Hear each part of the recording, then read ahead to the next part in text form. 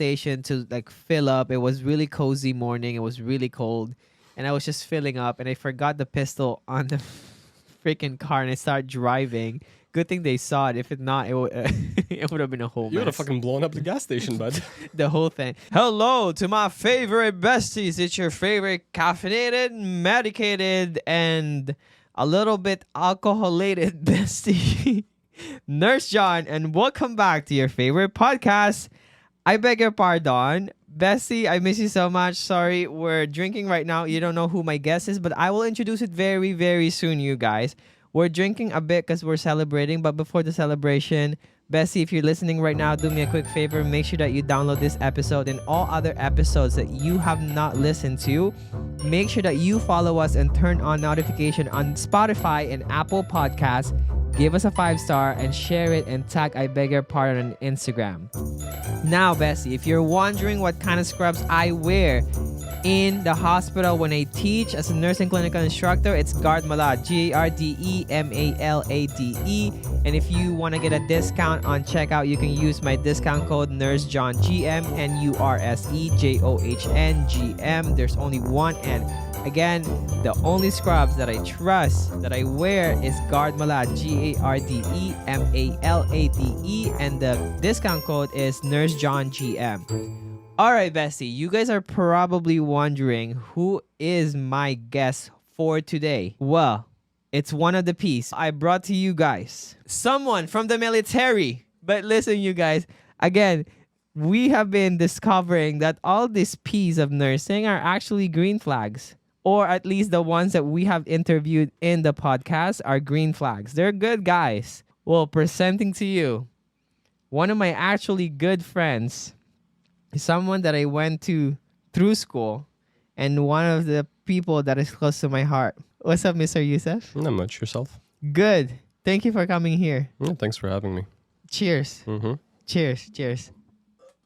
We are having rum and root beer because we don't have Coke. Rum and root beer is good, though. Yeah. Mm-hmm. So before any introduction of him, well, to let you guys know, I'll start it off. He is actually someone that I went to through school in nursing. So he's not just in the army. He is also a nurse. And I know him from a very long time now. 7 freaking years. That's crazy. Sure is. I know. We've been through a lot. Well, I'll let you introduce yourself because everybody's going to want to know who you are. Talk to my besties. So, John's besties. Yeah, Youssef or Joseph. Came here, I was 25 days old or so, here to Canada. Left the desert, came here into a snowstorm. Never really considered being a nurse, ever. And at some point, I had joined the army. And even as that, I never really considered being a nurse. And then at some point, when I joined as an infantier in the reserves. So I'm a reservist, not a rec force. Gives me a lot of flexibility. And that's probably why I was able to do nursing school and that as well. And then at some point, I transferred to be a medic. And that's what I am now, after a few years of infantry. And yeah. How long has it been since you joined the army? I applied. I was 19. I started probably how old are you 20. now? I'm 31. 31. So since 19. Old So fuck. 19, 20. Let's say 20. So it's been 11 years or so. shit. Yeah. And you must love it. It's nice. It's honest work. It's interesting work. So my other question would be, before you even took on the army job, were you doing something else? Because I know that you were in like some really expensive college. So I applied to like Dawson, straight out of a high school to Dawson, because it was public, but it applied on your own. I applied to Vanier, which was through the STRAM, and I applied to Marianopolis, which was private. Marianopolis took me. All the other ones said no, but Marianopolis is like considered prestigious, so I have no clue as to what the fuck happened there. Marianopolis is a college, and like CJEPs here are not particularly expensive, but it's a private one. So I was paying more in tuition than I would have had I been in uni. It was just so happened that you were accepted in that one prestigious college. As soon as I got accepted elsewhere, I fucked off right out of there. The school it was a good school and all, but it was expensive. So yeah. And I was thinking that the only way you can get there is if you have good like grades from like high school and stuff like that. Because it's really hard to get in. Technically, but I don't know what happened. I really don't I know guess what happened. you're smart. No. You're a smart one. Mm-mm. I know that. No. No, You're yes, just an you are. idiot. That's why you can't see that I'm an No. idiot. No, yeah. I know you're smart. Yeah, okay. Yeah, we made it to nursing school together. That's because of Francesca. Francesca, if you listen Bless to this, Francesca. Thank you. Thank We you. owe our bachelors and licenses to you. She hates it when I say that. we do But we owe do. it on her. Oh, yeah, we do. She was good. She was a good answer giver. Mm-hmm. To- God sent. God Yeah, sent. God. Mm-hmm. So before we spill the whole bullshit and we get our license revoked in here, Oh. so were you like working in customer service? Were you doing any other job before you do the army, or was the army your first ever job? No, as I started the CJEP, I also started like a sign up to a Sambo. Sambo is like not the dance there, but it's a martial arts, a Russian martial arts. Sambo, it's an acronym, it stands for Самооборудование без оружия, I think. It basically self-defense without weapons. But already that you speak 3 languages. You speak Russian, English, and French. Yeah, well, that's like all the immigrants in Montreal. Like we're blessed to come in here with a language, learn French because we have to, which is actually like not a bad thing. Well, I mean, it's really fucking debatable. But there, you for guys sure. are lucky in a sense that if I'm comparing it to myself, Mhm. because I came here like in my older years, French is basically my third language. Like even English for me is a second language. But Mhm. you guys, when you guys speak in French, English, or Russian, you guys sound fluent in all 3. I got a bit of an accent in all the languages I speak, but French, yeah, for sure. I mean, I did all my schooling in French, so I got a nice basis there. English is a pretty easily accessible language to learn. Right. Yeah. Which is fun. I mean, like Montreal itself is very multicultural. Mhm. So there's a lot of language and Mhm. there's a lot of things that we could do here, which I'm very grateful for, Mm. except the pay for the nurses. Let's Is not what talk it is. about that. No, let's not. Let's not. See what makes us do. You have to go into like entertainment. Oh, I that's- gotta go do my other shady stuff here and there Mhm. just to make ends meet. It's crazy. So apart from that, so you went to the army when you were 19, 20. Let's say 20. 20. Mm. But what influenced you in going to that business? Because you probably already have an idea of what being an army is like. For me, growing up, being an army is like literally like having a gun and a prrrr. That's army for me growing Sound up. like a rap video. That's- Okay. it's a good rap video. Okay, yeah. So I was in high school. A buddy of mine's like, "Hey, let's go to the Royal Military College. Let's Oh. do that. It's cool and all." I'm like, I don't know. Then he whips out these fucking pamphlets, all this fucking flash show. It's like fucking balls to the wall, awesome. You're gonna love it. I'm like, I don't know. I think about it over a week. I'm like, you know what? Might as well. And we're like Sec 3, Sec 4, so that's like high school. High That's school. 10th, 9th, 10th grade or whatever. 9, 10, Yeah. So he convinces me. I'm like, okay, we start the application, everything. We get like our references from our teachers or whatnot and everything. Fill up the paperwork, send it in. Paperwork says going in. And then at some point they're like pushing and this and that. And we're getting like these like next step. And as we're about to go in, the year ends and he comes to me, "Hey, bud, like my girlfriend doesn't want me to go." I'm like, "What the fuck are you talking about? Oh. We've been working months on this. And you're just gonna fucking flake on me like this?" And he's like, "Yeah, man, she doesn't want me to go." I'm like, "Beta." So, okay, he drops that project. I'm like, "Well, I ain't fucking going alone. Like, fuck that noise." I had started the application as a teenager, didn't think about it much, but it was something that I started considering thinking about. But the thing is, with Royal Military College, you'd end up being an officer. It's a bit of a different game. It's a different job description and all. I'm glad I didn't end up doing that. So then at some point, I start CJEP. I'm doing my stuff. Then I'm like, oh, well, the army, maybe. And buddies are telling me about this, that like end up doing the reserves. I'm like, oh, that's an idea. So I applied. I guess it's like I said, it's not something that you've been dreaming to get into, but it's something that you like on the way. You learn to appreciate it as it goes. And yeah, the people you meet there, it's like, yeah, there's some fucking degenerates, but there's also some pretty cool fellas. Like and even degenerates are pretty cool too. I mean, they're just. And then did you start as an infantry before you become a medic? Like what were your first position? Because I have no idea what the army is and how it works. Sure. I started off as infantry, did that for 3 years. What's an infantry again? So infantry is when you say to someone like army, the first thing that pops into mind is it's a fella with like a gun running around doing stuff. That's Right. an infantier, right? So infantry. There's different trades in the army. Like a trade, for example, is infantry, which is depends how you describe it, but like So you get to choose what trade you want. yeah. like let's say tanker, like or armored, that's a trade. Artillery is a trade. Combat engineer is a trade. Medic is a trade. Logistics, like supply technician, that's a trade. These are all trades, things you can do. And there's 4 combat trades. Infantry is your combat trade. You're like in different ways. Then you have armored, artillery, combat engineers. That's your 4 combat trades. And the rest tends to fall kind of into like support annex trades, like military police, for example. That's a trade on its own. So infantry is the first thing that pops into mind. What kind of training did you have to go through in those years on infantry? So let's say like when you look at like these Vietnam War like movies and like the boot camp portion in the 70s, it's toned down significantly since. Okay. But during basic, like your basic training and then your trade training, if it's like infantry, yes, like the whole wake up at 4 or 5 to go like run around in a circle and then spend a whole day like learning weapon systems or whatnot. It is kind of like that. The discipline is there, but it's not a reality of the entirety of the army once you're done with your courses. Right. So moving on, after the infantry, you went to being a medic. Like, how did you transition to that? Like, it's that easy for you to transition? The transition was easy. It's paperwork. It just took a time, but there was a bit of a culture shock. So you're talking about like, you're seeing these like things in movies and what you're expecting and this and that. So infantry for sure it's going to be just a tad like rougher than other trades overall. There's still some subjectivity to what I'm saying. But like, so Vince is an idea. Like Vince. Yes. Is he in infantry? He was a medic. He released. So Vince, a buddy of mine. He's such a sweetie. Oh, goodness gracious. Oh, yes.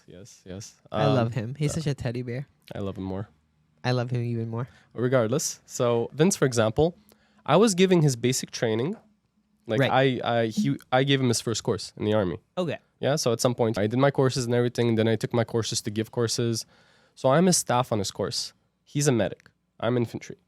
And midway into that course, I transfer over to be a medic. I show up and he's fucking sweating balls when he sees me. He's like, what the fuck is this guy kind of doing here? And like, he's all like kind of fucking... But it didn't seem as if. It's just like a few years after that, he tells me, hey, you transferred over. And I was like, oh, fuck, this guy's here. Like, I thought it was like safe when the medic unit and that piece. And now like my fucking staff, my basic is here. What made you want to become a medic? Because again, like being a medic in the army, I think it's like you're basically a nurse in the army. Not really. There's a difference in the scope of practice. We do have military nurses. So explain it to me. What's the difference? So you have a nursing officer, which does a lot of stuff. And then you have a medic. There's 2 kinds of medics in the army, medical assistant, medical technician. I won't go into details of that. But regardless, like, let's say my scope of practice as a medic, how, like, people are like, oh, medic, what do you do? What does that mean? The best way I can describe it is you're kind of a mix, and this will vary, like, from one person to the other, how you define it. You're a mix between an auxiliary nurse, like we have in Quebec, une infirmière auxiliaire, and pre-hospital technician, so like a paramedic. And the Canadian Army, we're not like a boatload of fucking people, right? We're limited to how many people we are. So there's a lot of versatility that's being put compared to some other bigger armies in terms of like one person is able to do a lot. So as a medic, I can be part of an ambulance crew. I can be part of advanced or like a medical treatment facility team, like a trauma bay, like a resuscitation room in the hospital. Oh. But like a steer one, like a fucking tent in the field, but with like stretchers and stuff set up. But to stabilize traumatized like combat trauma patients. Okay. Then I can work in a clinic, in a military clinic as well, and do the assessments, give stuff. So all the fucking IM, subcutaneous, IVs, you can do that as a medic in the army. So there's a lot of that. So it's a very multifaceted kind of trade, and that's what I appreciate about it. This man taught me how to drink, just to let you guys know. I didn't teach you nothing. We're going for Lebanese after this, right? Some boostan. Some boostan. Look, he's filling me up. Oh my God. You guys, I don't know how to drink. I started drinking in nursing school when I realized how hard that shit is. And the first time, he'll tell you the story. He loves telling the story. It's an embarrassment for me, but it's a fun for him because he was the one dealing with it. But there's a story, we can talk about that in a bit, okay? Maybe in a bit. So, thinking about it, was it the medical aspect of the military that you were really interested in? Because you're telling me that from the very beginning, it's the medic that you wanted to go to. So was it the medical science, health aspect that you were really trying to reach for, or? Yeah, the medical. There was something glamorous, but like in a very strange and subjective way. Of like, course. About like a combat medic. I liked that, the idea of it. I was like, this is something I'd be curious in. But the grass is always fucking greener on the other side. So I did my infantry stuff, striving to be a medic, became a medic. And here I am kind of missing the stuff I was learning there. Because they, in a military context, do intertwine in certain ways. I didn't get deployed, unfortunately there. When I joined later on, there wasn't that many opportunities for reservists to be deployed. And that's when Afghanistan was, it wasn't ending, but it wasn't like, point is, when I joined, there wasn't that many opportunities. My next question leads to, is that the reason why you kind of discovered nursing? No. No. I was in my third year as an infantier. By then, I had already started nursing school. Oh, but okay. the first time when I got fucked over there, left and right there, before I met you, I started nursing school before I met you. No, I always wanted to be a medic before wanting to be a nurse, but I started nursing school before I became a medic. Okay. So, short answer to your thing, no. No. Yes. Just to let you guys know, this man, like, he never sits down. He would be... I remember those times when we were in nursing school, and he would come to the army in the morning, and then we will ask him to come with us to study, and he will come after the army to come study with us until, I don't know, 12, 1, 2 a.m., and then come back the next day. And he would be going away for, like, I don't know, a drive, 3 hours drive away to Quebec City to meet his buddy, and then come home and go to the army and then come to nursing school. There's a lot of shit going in this man's life, but one thing I'm like saluting from him is, like, I don't know where the fuck he's getting his energy from, but it's a lot. I take naps. Yeah, I don't think so. Mm-hmm. I've seen you on trips together. You've never taken naps. It's either you driving, you're in the passenger seat telling stories, and never a napper. I mean, like, I've seen you nap once, but, like, most of the time you're At least twice. At least twice. And drinking. Yeah, drinking. That helps to take a nap. That helps. Yeah. Anyways, moving on. So on the army side, like, were your parents okay that you went to the army? Yeah, you asked me a question earlier, like, what was the motivation, this and that. And sometimes you talk to people, like, why they joined, and they're like, oh, I want to serve my country and this and that, make my parents proud. My dad was like, okay, cool. My dad had served in the Soviet army a while ago. A little backstory, you guys, just to know. So Yousef, we met in nursing school from the very beginning of it. At first semester, I didn't really like him because he always had this resting bitch face, and he never really talks to a lot of people. And shy. He's very shy, and not only shy, but, like, he gives off this vibe like he's gonna punch you if you ever talk to him. Also, in our cohort, there were only like 4 or 5 guys. And then we reduced to like 3 or 4 at the very end. It's you, me, Manny, no one else. Tuna. Tuna. Yeah, 4 guys and probably like 50 girls, and like it was. There was a jungle out there. It was a jungle. I was frightened. It was crazy. And then we were 4 guys, and then the other 3s are like really like friendly. They talk to everyone, and then there's him who just comes into class and whatnot. And even our friend Francesca think he's a fucking bitch from the very beginning. He's like, he's an asshole. Well, he's an asshole. He's an asshole, and I don't like him and stuff like that. But I think the second semester of our nursing school is when I think it's fall season too. And we decided that we're going to do a trip together. Can you tell them the story? Tell them the story, because you've been telling this story like a book that you've read like 20 times. Wow. Say it. So by the second semester, at some point, I started opening up to people, chatting, and yeah, the perspective is a little, well, I mean, with those that I started chatting, a little different. Francesca is someone who's very dear to me now, and a big part of her contribution to our professional development. John is also someone very dear to me. Thank you. Been around a good while, and many other people there. So, you know, I'm opening up and everything. I'm like, we're chatting, and John's like, oh, so many nice places to go hiking in Quebec. I'm like, fuck yeah, man, you want to go? Like, in 2 weeks? Yeah. Like, was it Thanksgiving weekend? It's a 3-day weekend. Right. We can make something fucking crazy, something nice. Right. He's like, oh yeah, sure, I'm down for something nice. I'm like, okay, perfect. And we start like planning, okay, to go à Rivière de la Malbaie. How long was it? I don't remember. I don't remember distance, but it's like Montreal past Quebec City. You keep on driving. So we have stage on Friday, and we plan everything. So it's me, you, and like a handful of other people. So we plan out. We get Turo, Madame Fatima, I think, in Il Pierrot. No, that wasn't Il Pierrot. Anywho, like this lady, right? She like rents us her van. Me and you, after our clinical, we're done like 4-ish, kinda. We're out. We take the bus. We already have all our camping shit with us. We drive on over bus there. It's a fucking pain in the ass. It's like an hour and a half, an hour 45 minutes just to get there because That was buses don't go long. there. So we get there. I grab remember the we car. were in Côte Verte. Was it Côte-Vertu? It Yeah, I was think we Côte-Vertu. had to go from Villa Maria, no, Vendôme, all the way to Côte-Vertu. Take a fucking bus there that would bring us to this lady's place, pick up the vehicle, then drive all the way down south. So we're just fucking back and forth and zigzagging in the fucking island Montreal to leave from where we are, to go get the vehicle, to go pick up the others.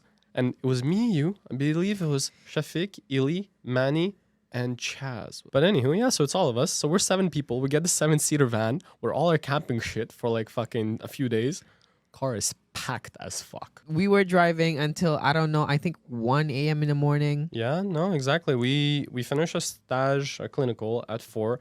Got the vehicle, it was close to 6. Went to Angrignon Metro.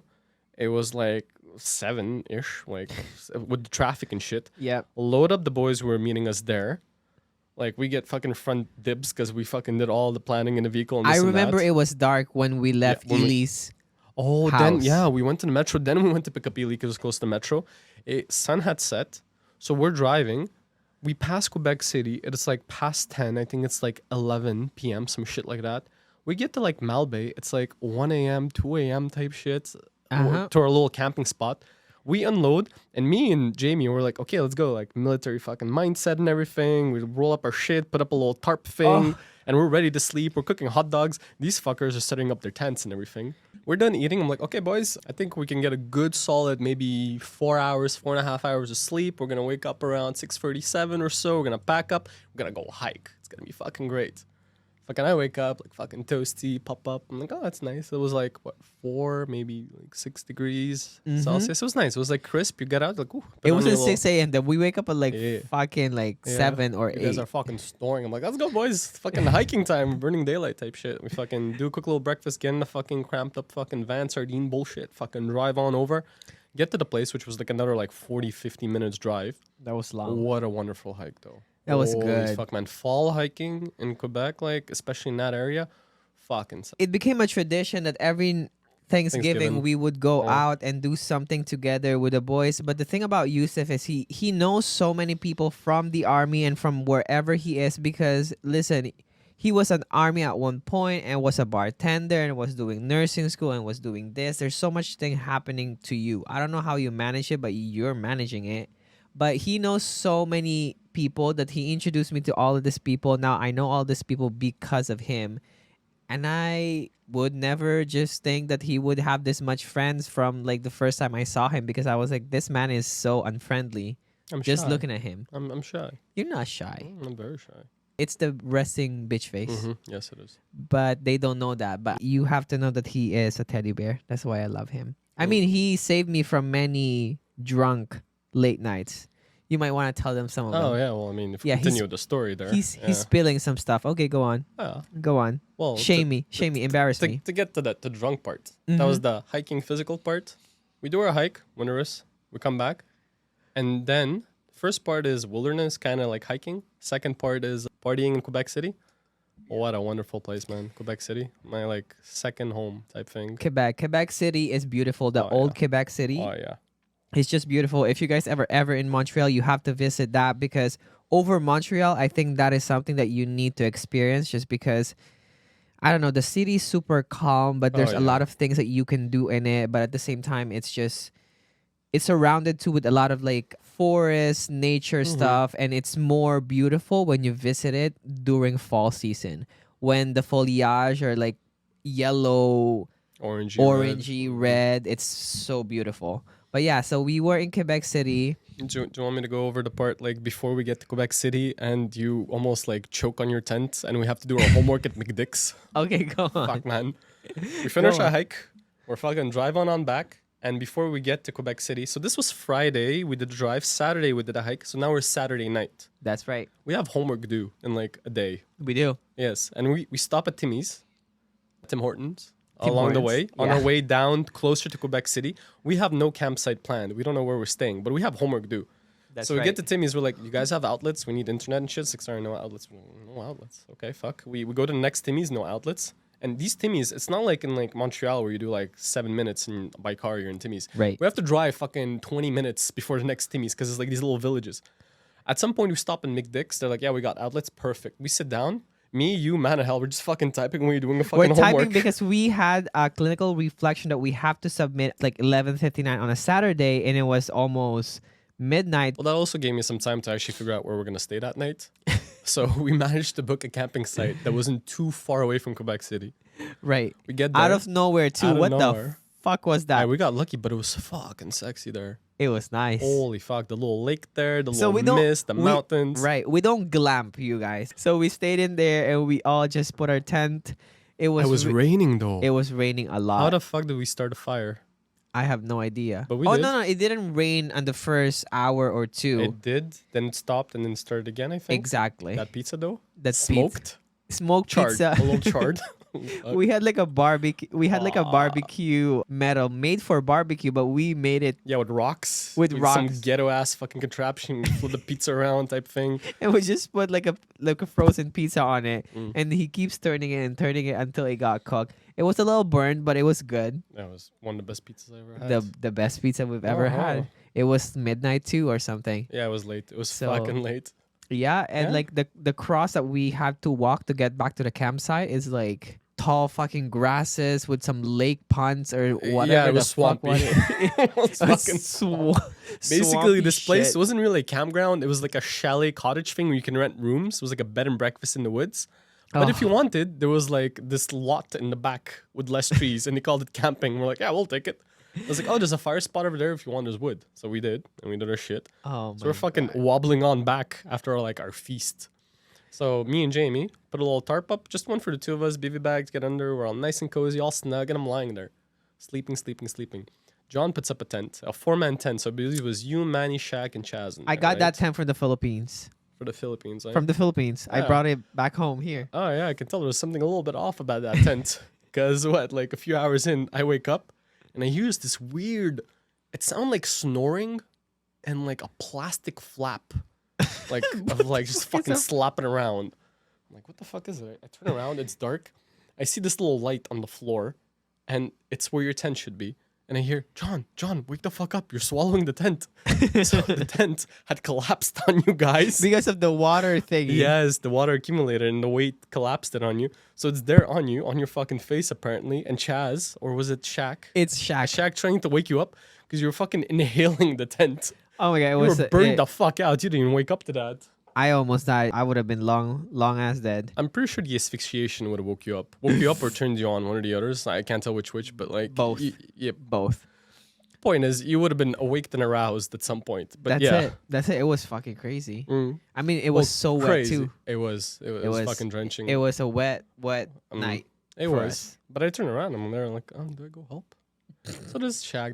No, I turn around to Jamie. And I'm like, okay, good. They'll figure it out. And then the next day we had to Quebec City. Quebec Finally, City. fuck this endless fucking story. Yeah, we get to Quebec City. After having stopped at a gas station, which you were driving, and you forgot the fucking piston of the fuel tank in the car, you start driving off slowly, and I fuck slamming on the car. I'm like, John, what the fuck, man? we wouldn't be here right now. I love Oh. Quebec City. I do enjoy it as a city, and I already had a pre-planned fucking microbrewery fucking route. I'm like, boys, let's go. You guys want beer? Yeah, sure, why not? So then we had our first beer. 1 pint each, and we were like, oh, La Barberie. It's the place that had the little Viking helmet as a logo. You probably Ex- don't remember. Nope. Nope. I don't remember none of those. We get there, sit down, cozy little place on the edge. I believe I forgot what that area is, but it's Rue Saint-Joseph in Quebec City. We get there, have a little beer, pumpkin spice, fucking thematic, because you were working in Starbucks back then, you and Shaq, that's where you met him. And you're like, oh, this is like work. That's I'm like, it. yeah, sure. We all get one of those, except for Manny. Kombucha, I think? Kombucha. Yeah, kombucha. Yeah. Manny Because doesn't Manny drink. is Muslim, so he doesn't drink. Yeah. Anywho, so yeah, fucking pumpkin spice. We're taking our time. We're like on sirat. We're like enjoying. We're going at it. It's a nice time. We're chatting. Get to know Shaq a little bit better. I get to know Chaz a little bit, I guess. Ely, yeah, what Jamie. Oh, it's a good time. So we're chatting and everything. We're done. We walk out. John gets a little. I can't really tell in the dark, but like his complexion kind of. Oh, I'm like, oh, there's some color in there. Something's going on. Like me red complexion. I couldn't tell. It was dark. The Asian beard. Bud. The Asian. Bud. Oh my goodness. We're walking to the. This is bar 1.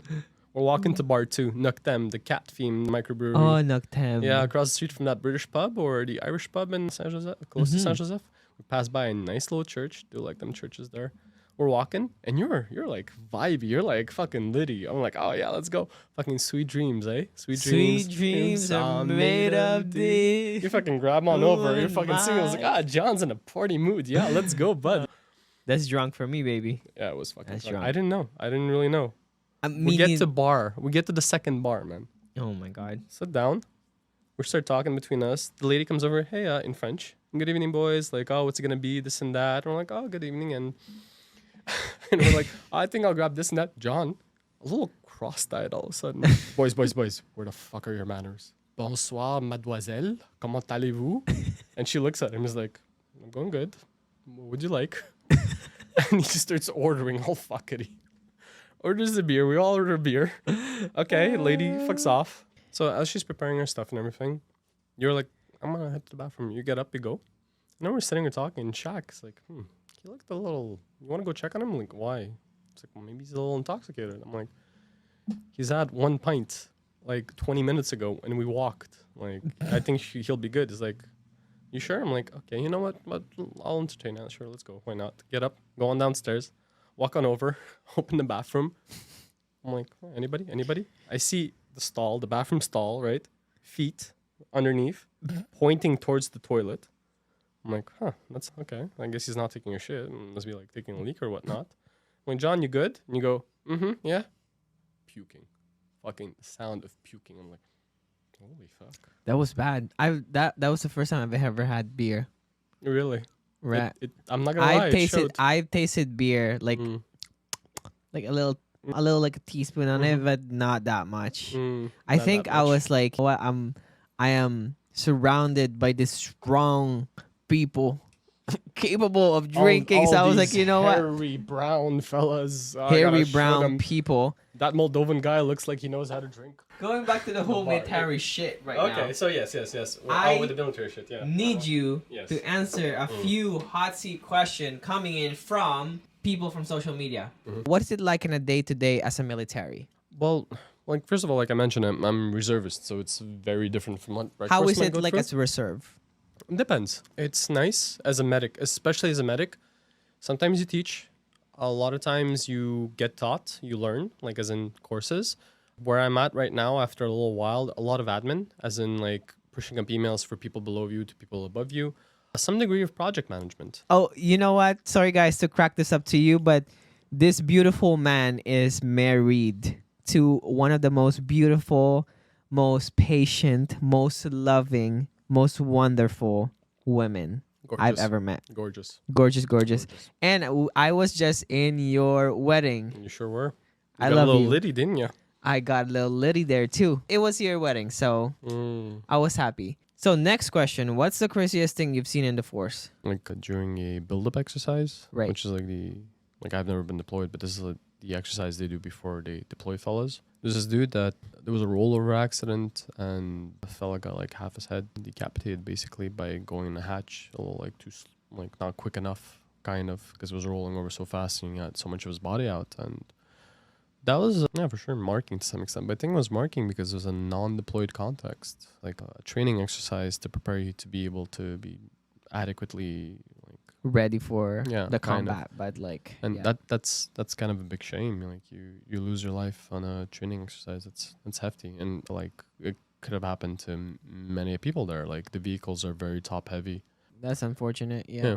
That's quite a situation. I wouldn't know what to do with that too. For me, the hardest part is like seeing someone like die in a more traumatic way. I mean, we've seen it every time in nursing, but for me, it's like if it's a sudden death. Yeah, like unexpected. Like a build up. Because there are deaths, like for example, in the hospital that I expected it to be. Like I get sad, but I don't have that shock or trauma factor of like, what the fuck just happened? Because you've seen it. I've seen both in nursing. You've probably seen that too. Next question is, Where do military people get those booty enhancing pants? Paramedics in Quebec, interestingly enough, we have the same distributor for some of our clothing equipment as the Army. It's a logistics unicorn. And then you guys get the same fucking thing, and the only size that you have is XS. No, and there's S. different sizes. The sizes aren't very adequate, but that's not us. It just happens that way. It just happens that way. Mhm. Yeah, you It's guys are unintended. just not trying to Yeah, not we're not pop trying. your booty. No. It just Okay, pops on well, its own, man. What do you want me to say? I guess they just have Again, fucking that's big like the booty. ceremonial uniform we get, but like our like combat uniform is another thing, and that thing's baggy and unflattering. Okay, so you guys prefer when the booty is No, a bit you more shaped. prefer. We don't. It just happens, but We prefer. You Yeah, prefer. I think the nurses do prefer the if you say booty so. part. If you say That's so. why nurses marries military men. It does happen occasionally. Do you know anyone who's a nurse and dating a military? Or a Yes, military yes, dating but the a nurses are also military. Oh shit. Well, I okay. mean, they're like yes, like kind of like me. I'm like a nurse civi side and like military and yeah. That's it. How do you find the relationship between? Do you think there's like a correlation where it works better because both of them are like? Because it's hard to. I feel like it's so hard to date like someone from the military. I think it's hard to date someone nursing. Oh, but fuck. I mean, Okay. Okay. Well, dating a military, first of all, though, is that in the United States, most of them gets deployed. Okay, well, there's the United States Army, then there's the Canadian Army, and then there's the Canadian Reserves, right? Those are different levels of stuff, right? It's harder to date a nurse. I think it's harder to date a military because those men are usually far away and gone. Sure. When, again, Rec Force fellas deployed for a long while. But you know what? Nurses appreciate that when they are left alone. I don't disagree. You know what? Do you ever felt like as a nurse you just want to be left alone after a long ass 12-hour shift? I feel like I want to be left alone, but when I'm left alone, I'm like, no, I want my spouse. I want my wonderful wife, my special spouse. I'm like, Your company and everything. Yeah. It's so nice to date a nurse because the understanding. not only the understanding is also the fact that we know that if we want to leave each other alone, we don't have to discuss nothing. We just want to leave each other alone. Because we're like, you know what you need? I know what I need. I need my bathroom time. You need your phone time. And then we meet when we're ready. Anyways, moving on. What is the mental health and emotional health like in the military? Mental health, very variable from one place to the other. Again, I can only speak from a reservist point of view. And? Varying, because as like reserves, there's like you work during the week doing your job. Okay. And a lot of them are like healthcare professionals, like fucking nurses and paramedics. That's already fucking scrapping a big chunk of your like emotion battery, let's say. Right. And then after that, you got your weekends that you're not working, that you're going in if you want. You got your Tuesday nights you're going in. You got some extra evenings. Like tonight, after this, I'm heading over to my other thing there, the reconnaissance platoon, for example. There's a lot of time that's being put in it. And depending on the atmosphere, the whole overall like vibe of your group, it can be detrimental and then you fuck off and that doesn't happen. Or you can keep going and you enjoy it and you keep going, but you're enjoying it at a cost of like taking some sleep away from here, taking some battery away from there.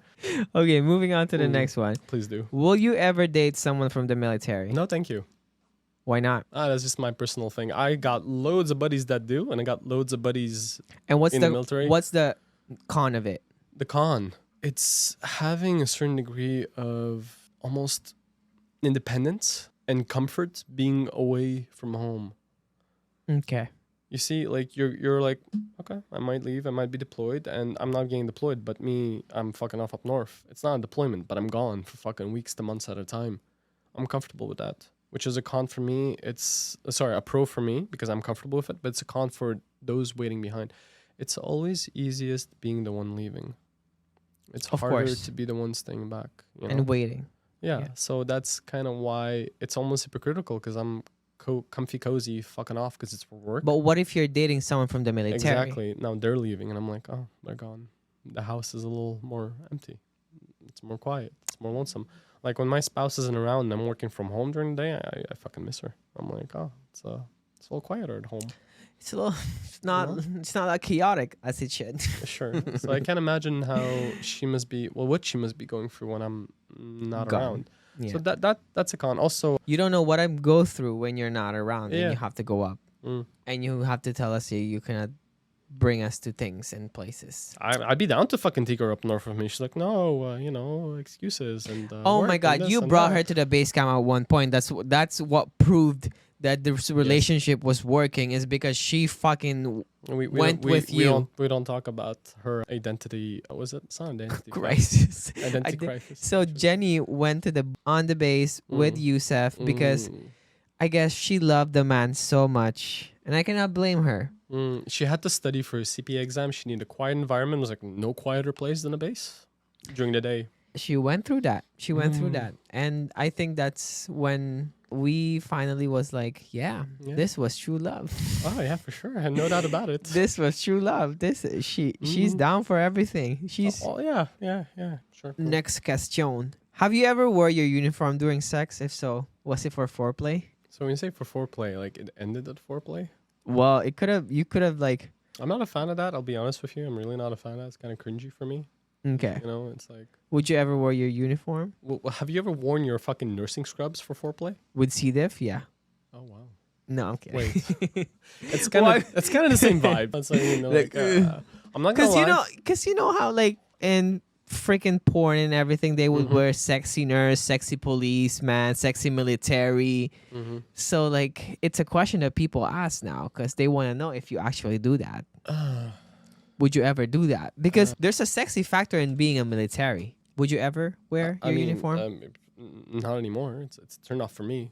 Because turn off. when I'm wearing the uniform, I'm thinking about work. I'll have to send that email to that one person and this and that. So No I'm boner. not even hard anymore. No boner. It's just like yes, it's a boner. It's like a work boner. It's like you kind of like, I gotta get this shit done. Not the fucking. That's work not how you boner. want to see sex. Not like, I gotta get this shit done. No, yeah. So the few times that may or may not have happened without disclosing more than enough, yeah, no, it's not. No. That's. Where are you gonna role play? Like, did you make your bed this morning? I'm gonna show you how to make your bed by. Tell me you fucking. Yeah, you know. Suck Yeah.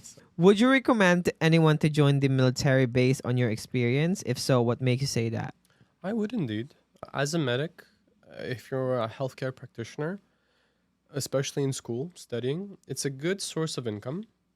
Matched not with like just like anything. I mean, yeah, I made so much more fucking cash when I was bartending. It was ridiculous.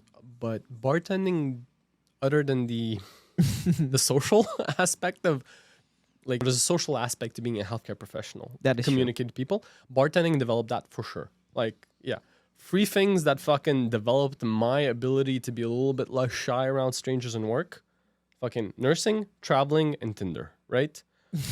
But if I can add a little thing to that, or add like the bartending part, yeah, it develops a little bit of that. But in terms of knowledge, in terms of practice, hands-on understanding, being a medic in the army was really good for the nursing aspect. Sure, it didn't develop my social as much, but did develop that. So if you're planning to like work as either a paramedic or a nurse or maybe a respiratory therapist or any other healthcare professional, and you want to have a bit of an idea of what goes on the medical side, being a medic's good. That being said, if you're a bit of a youngster, you're not really sure what you want to do in school. Say like me, when I started, I was in fucking social science, so might as well, like, what the fuck is going on there? Right. Joining the army in the reserves, not like full-time army, but the reserves, gave me a bit of a touch with people that were like me, not sure what they were going to go on in school afterwards, what they want to be. So they're like, oh, let's do the army in the meantime. So you got to expose to people kind of like you, and you were exposed to people who are slightly older that either joined or have been in the army for a while, that are in school and are really like an adequate program to become a professional, like something set, right? Or they're already professionals. So you got to be exposed to people who weren't sure what they want to do, and you got to see their progression. You got exposed to people that didn't know, that end up knowing and are doing something. You got to talk to them. And you got to talk to your superiors, like when you join your master corporals and your sergeants who are already like professionals but still showing up in the reserves. You got to see what they were doing. So as someone who didn't really know what he wanted to do, as an infantry when I started, before I even considered nursing, I got exposed to these people and it gave me a bit of an idea of what's what. Jenny made a really good, my spouse, she made a really good observation when I brought her to an ugly sweater Christmas party at my old unit. We show up there and she's like, I don't get it. Half the people I talk to are fucking degenerates.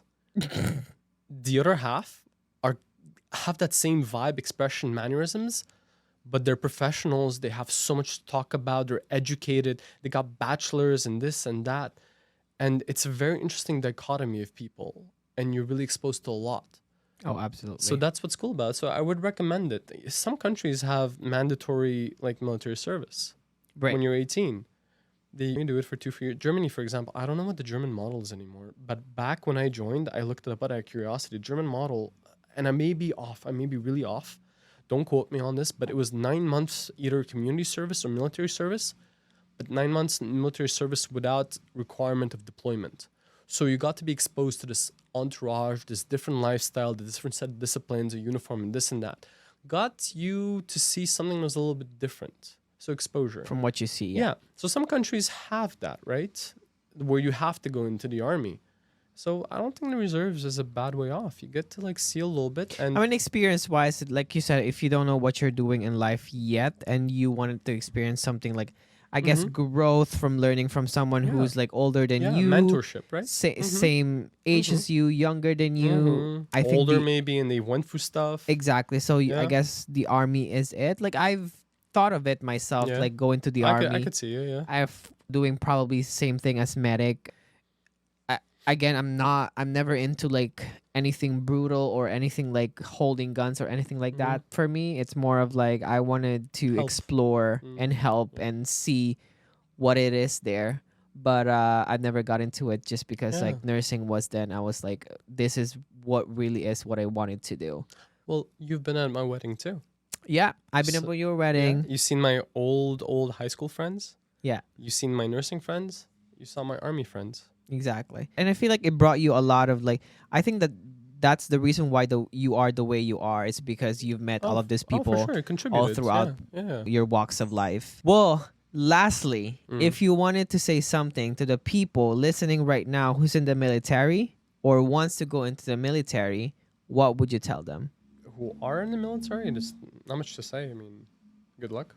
You know? Good luck, motherfuckers. This is all yours. Yeah. Those that want to go in, I mean, try it. You never know.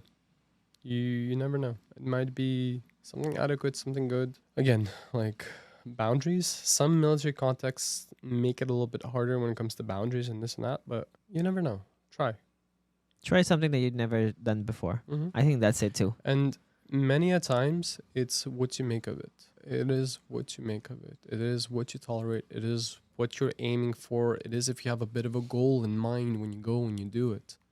That's it. Try. And I mean, like you said, like I think like it is exploring yourself. It is like finding something that you might be interested with, and maybe you don't like it now, but you're gonna like it somehow when you try it. Like again, like you'll never know until you've done it or you try it yourself. So I think, like you said, like you never know you would love the army until you got into it, and now you're 11 years on it, and you're still practicing. Well, I'm still learning. The medical, I mean, the infantry may be a bit different, but the medical, you're always learning.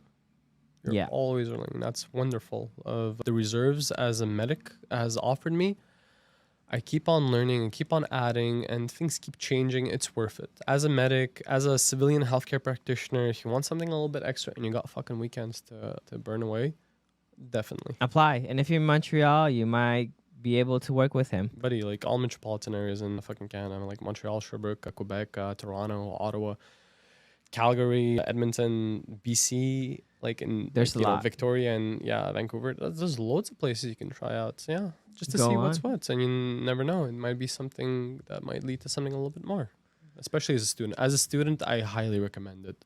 Yeah, yeah. For people who's a student at this, would reserves as a student, the whole you get guaranteed. Well, guaranteed. You have opportunities of employment during the summertime, some employment during the year, while you learn medical things that may be applicable to your civilian healthcare practice when you're done with school. Very adequate. Like I told you, man, the army is what made me the most comfortable going up north as a nurse. All the trauma fucking courses I got made me very comfortable going up north. Amazing. Thank you, my man. Nice. Thank you, my Yousef, for sitting down with me. Thank you for sharing a bit of look into the military life, because I think a lot of the healthcare workers listening to this are either with a military man or is planning to date a military man, My condolences. my condolences. Mm. Well, thank you guys so much for listening to this episode of the podcast, and I hope you guys learn a lot from Yousef in the military and as a nurse. There's a lot more that we could talk about. First of all, you are a nurse up north. Yeah, I do contracts up north. That could be a topic for another episode in a distant future. A different vibe, though. Very different vibe from the army. People needs to know about like working up north. You work with the First Nation, the Aboriginal people of Canada. I worked a little bit with the Atikamekw, the Innu, and mostly with Inuit on both coasts, Hudson and Ungava. Not a lot, albeit not a lot, but enough to be able to motivate people to go up. Yeah, it's such a choice to do that kind of nursing. And again, like I think the First Nation and the Aboriginal people of Canada are the ones who need the most help up there because there's not a lot of medical services that they get. And usually they have to go down to the city or, for example, here in Montreal. The Royal Vic, eh? The Royal Victoria. I think one of your guests talked a lot about that. Exactly. My first exposure to Inuit and Cree patients were through the Royal Vic. Exactly, because they don't have the services they need up north. But again, that's another topic for another episode of the podcast. Thank you again so much for listening to this episode, and make sure that you download this episode and all other episodes that you have not listened to. Follow us on Apple and Spotify podcasts. Make sure that you leave us a 5-star. And again, if you want to check out my merch, it's www.nursejohn.com, and you can sign up to the newsletter and get a discount code. I will see you guys again for next week for another episode of your favorite podcast. I beg your pardon. I will see you guys again. See ya.